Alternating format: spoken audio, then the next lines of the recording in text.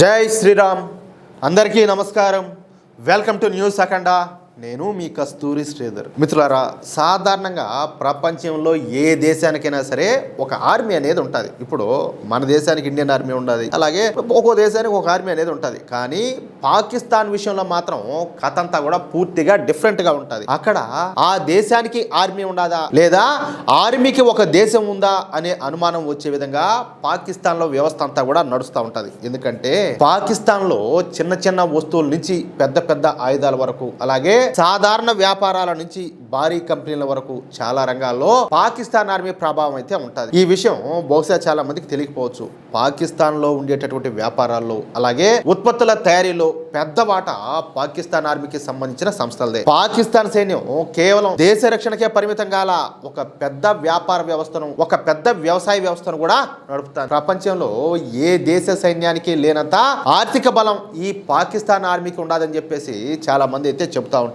చెప్పడం కాదు, అదైతే వాస్తవమే. పెద్ద పెద్ద కంపెనీల నుంచి వ్యవసాయ భూముల వరకు దాదాపుగా అన్ని రంగాల్లో కూడా పాకిస్తాన్ ఆర్మీ తన పట్టునైతే పెంచుకునింది. అయితే పాకిస్తాన్ ఆర్మీ నేరుగా వ్యాపారాలు అయితే చేయదు. అలాగే ఇంకొక విషయం ఏంటంటే, ఈ పాకిస్తాన్ ఆర్మీ చారిటబుల్ ట్రస్టులు, ఫౌండేషన్ల పేరుతో భారీ కంపెనీలు అయితే నడుపుతుంది. వాటిలో ముఖ్యమైనది ఫౌజీ ఫౌండేషన్. ఈ ఫౌజీ ఫౌండేషన్ పాకిస్తాన్ లోనే అతి పెద్ద వ్యాపార సంస్థల్లో ఒకటి. దీని కింద Fauji fertilizer, Fauji cement, Fauji meat వంటి కంపెనీలన్నీ కూడా ఉన్నాయి. ఫౌజీ ఫౌండేషన్ అనేది పాకిస్తాన్ సైన్యం ఆధ్వర్యంలో నడిచేటటువంటి చాలా శక్తివంతమైన వాణిజ్య వ్యవస్థ. ఇది 1954లో ఒక స్వచ్ఛంద ట్రస్ట్ గా ప్రారంభమైంది. కానీ ఈ రోజు పాకిస్తాన్ ఆర్థిక వ్యవస్థను ప్రభావితం చేసే స్థాయికి అయితే ఎదిగింది. ఈ ఫౌజీ ఫౌండేషన్ కింద 50 కంటే ఎక్కువ వ్యాపార సంస్థలన్నీ కూడా ఉన్నాయి. ఇవి పాకిస్తాన్ లోని ముఖ్యమైన రంగాల్లో పనిచేస్తున్నాయి. ఎరువుల రంగం, గ్యాసు, చమురు, సిమెంటు, ఆర్థిక సేవలతో పాటు ఫౌజీ ఫుడ్స్, అలాగే ఫౌజీ సీరియల్స్ పేర్లతో పాలు, వెన్న, బ్రేక్ఫాస్ట్ ఉత్పత్తులను కూడా అమ్ముతున్నారు. ఇక్కడ ఇంకో ముఖ్యమైన విషయం ఉండాలి. ఈ సంస్థల లోపలి ఆడిటింగ్, అలాగే లాభాల లెక్కలు పార్లమెంటు విచారణకు పూర్తిగా లోబడి ఉండవని చెప్పేసి విమర్శలు కూడా ఉన్నాయి. అంటే వీళ్ళ ఇష్టారాజ్యం అన్నమాట. లాభాల్లో కేవలం 3 నుంచి 5% మాత్రమే సైనికుల యొక్క సంక్షేమానికి వాడుతున్నారని, మిగిలిన డబ్బును ఆర్మీ ఉన్నతాధికారుల సౌకర్యాలకు, వ్యాపార విస్తరణకు వాడుతున్నారని చెప్పేసి ఆరోపణలు అయితే ఉన్నాయి. అర్థమైందా?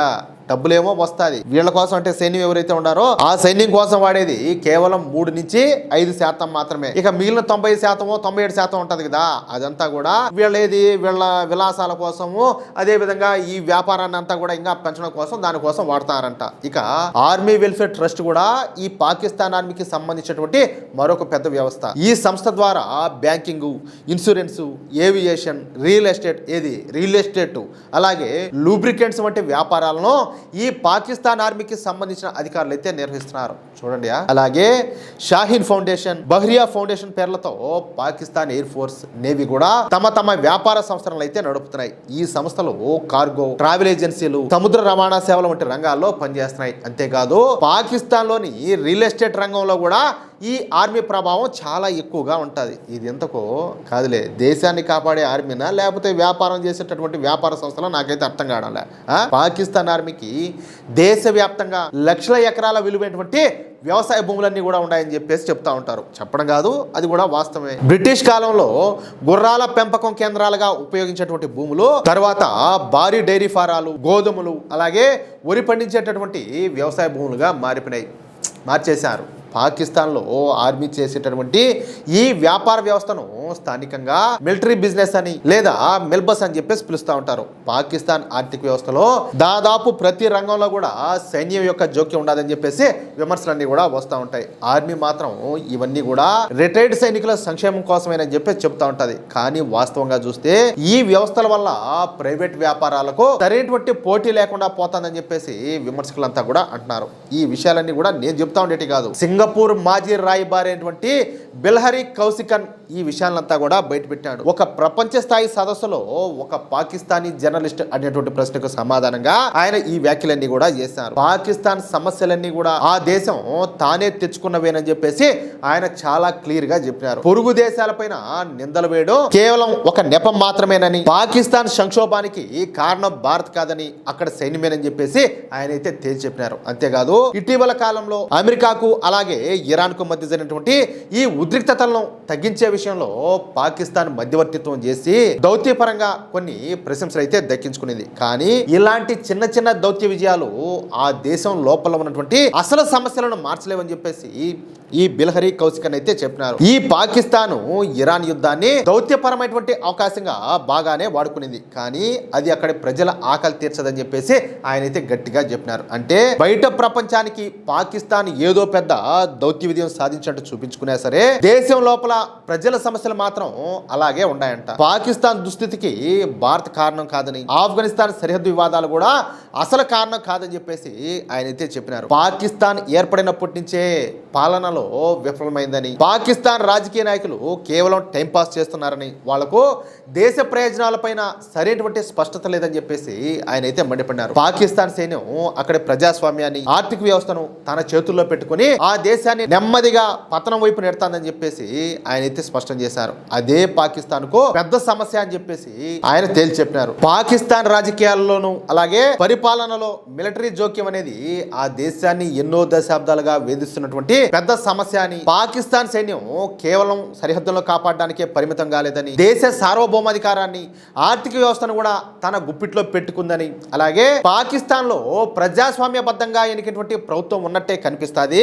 కానీ అసలు అధికారం మాత్రం రావల్పిండిలోని మిలిటరీ ప్రధాన కార్యాలయం చేతుల్లోనే ఉంటుందని చెప్పేసి ఆయనైతే స్పష్టం చేశారు. ఇకపోతే విదేశాంగ విధానం, జాతీయ భద్రత, అలాగే భారత్తో సంబంధాలు, అమెరికాతో సంబంధాలు వంటి ముఖ్యమైన విషయాల్లో సైన్యానిదే తుది నిర్ణయం అని, అక్కడ మిలిటరీకి నచ్చినటువంటి ఏ ప్రధాని కూడా 5 ఏళ్ల పదవీ కాలాన్ని పూర్తి చేయలేకపోయినారని చెప్పేసి ఆయనైతే స్పష్టం చేశారు. అంటే ప్రజలు ఓటు వేసి ప్రభుత్వాన్ని ఎన్నుకున్న అసలు అధికారం మాత్రం సైన్యం చేతుల్లోనే ఉంటుందన్నమాట. పాకిస్తాన్ సైన్యం కేవలం రక్షణ రంగానికే పరిమితం కాలేదు, అది దేశంలోనే అతి పెద్ద వ్యాపార శక్తిగా మారిపోయిందని చెప్పేసి కొండ బద్దలు కొట్టాడు. ఈ వ్యవస్థనే అంతర్జాతీయంగా మెల్బస్ అని చెప్పేసి పిలుస్తారని ఆయన స్పష్టంగా వివరించాడు. ఇంకా ఆయన ఏమన్నాడయ్యా అంటే, భారత్ అలాగే ఆఫ్ఘనిస్తాన్లలో ప్రాక్సీ వార్ నడవడం కోసం పాకిస్తాన్ సైన్యం కొన్ని దశాబ్దాలుగా తీవ్రవాద జిహాదీ గ్రూపులను పెంచి పోషించిందని, అంటే పాకిస్తాన్ సైన్యం తన ప్రయోజనాల కోసం ఇతర దేశాలను ఇబ్బంది పెట్టడానికి కొన్ని గ్రూపులను వాడుకుంటుందన్నమాట. కానీ ఇప్పుడు అదే గ్రూపులు పాకిస్తాన్కి తిరిగి ముప్పుగా మారినాయని చెప్పేసి ఆయనైతే స్పష్టం చేశాడు. ఈ ఉగ్రవాద దేశమైనటువంటి పాకిస్తాన్ ఎప్పుడు కూడా తన తప్పులను దాచుకోవడానికి భారత్ను నిందిస్తాదని, కానీ అసలు సమస్య ఆ దేశం లోపలే ఉందని చెప్పేసి ఆయన మాటల ద్వారా అర్థమవుతుంది. ఒకవైపు ఆర్మీ వ్యాపారాలు చేస్తుంది, మరోవైపు రాజకీయాలపైన పట్టు పెట్టుకునేది, ఇంకోవైపు విదేశాంగ విధానాన్ని కూడా తన చేతుల్లో పెట్టుకునేది. ఈ విధంగా దేశం మొత్తం మీద సైన్యం పెత్తనం అనేది పెరిగిపోయింది. దీంతో పాకిస్తాన్ లో ప్రజాస్వామ్యం అనేది బలహీనపడిపోయింది, ఆర్థిక వ్యవస్థ కూడా కుదేలైపోతుంది, ప్రజలంతా కూడా కష్టపడుతున్నారు, కానీ ఆర్మీకి సంబంధించిన వ్యవస్థలు మాత్రం బలంగానే కొనసాగుతున్నాయి. అందువల్లే ఇప్పుడు ఈ బిల్హరి కౌశికన్ మాటలో ఏది ప్రపంచ స్థాయిలో పెద్ద చర్చగా మారినాయి. ఎందుకంటే ఆయన నేరుగా పాకిస్తాన్ ఆర్మీ పైనే వేలైతే చూపించారు. పాకిస్తాన్ సమస్యలకు భారత్ కారణం కాదని, ఆఫ్ఘనిస్తాన్ కూడా కారణం కాదని, అసలు కారణం పాకిస్తాన్ సైన్యమేనని చెప్పేసి ఆయన స్పష్టంగా తేల్చి చెప్పినారు. ఈ వ్యాఖ్యలతో ఆయన పాకిస్తాన్ ఆర్మీ అసలు ముఖాన్ని అయితే ప్రపంచం ముందు పెట్టేశారు. మొత్తానికి పాకిస్తాన్ ఆర్మీ వ్యాపారాల నుంచి రాజకీయాల వరకు, భూముల నుంచి విదేశాంగ విధానం వరకు అన్ని చోట్ల కూడా జోక్యం చేసుకుంటూ దేశాన్ని తన గుప్పిట్లో పెట్టుకుందని చెప్పేసి బిల్హరి కౌశికన్ చెప్పిన మాటలు ఇప్పుడు పాకిస్తాన్కు పెద్ద అవమానంగా మారిపోయినాయి.